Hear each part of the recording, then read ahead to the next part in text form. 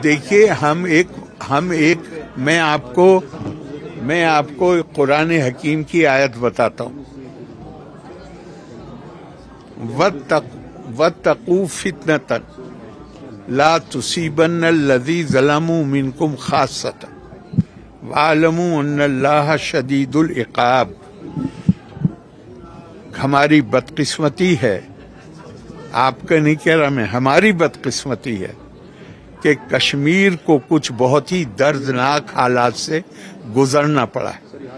कश्मीर मुल्क की तकसीम के नतीजे में जो नई सूरत हाल बनी और जिसे मौलाना आज़ाद ने कहा कि आज की तारीख में मुल्क में मुख्तलिफ कम्युनिटीज हैं, थोड़े बहुत इख्तलाफात होते हैं, कहीं गड़बड़ी भी होती है, लेकिन जब तकसीम हो जाएगी तो आप इसको इस हेट को, इस नफरत की फिजा को, आप ये दूरियों को, दिलों में जो दूरी, इसको आप इंस्टीट्यूशनलाइज कर देंगे। उसकी कीमत और भी लोगों को अदा करनी पड़ी है, लेकिन सबसे बड़ी कीमत कश्मीर के लोगों को अदा करनी पड़ी। तो ये एक मखसूस हालात थे, इसीलिए मुझे अभी रिसेंटली बात है, किसी ने मुझसे कहा फलां जगह बहुत मासूम, मतलब वो जद में आ जाते हैं, मासूम लोग जद में आए, लेकिन ये खुदाई कानून है। अगर फितना फैलेगा तो अल्लाह ये फरमाते हैं कि उसके जो असरात होते हैं वो उन तक महदूद नहीं रहते जो फितना पैदा करते हैं, उसमें मासूम भी जद में आते हैं।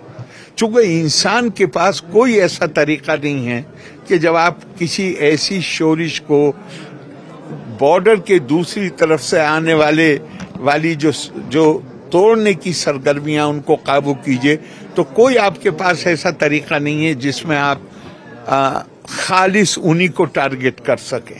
तो बहुत दिल रोता है, इसलिए कि ये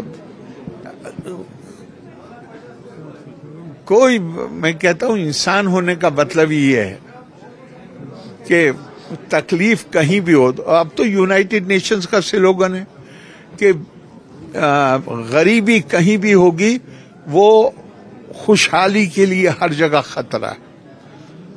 इनसिक्योरिटी कहीं भी होगी तो दुनिया में जहां सिक्योरिटी होगी उसके लिए खतरा है। बीमारी कहीं भी होगी वो दुनिया में हर जगह सेहत के लिए खतरा है।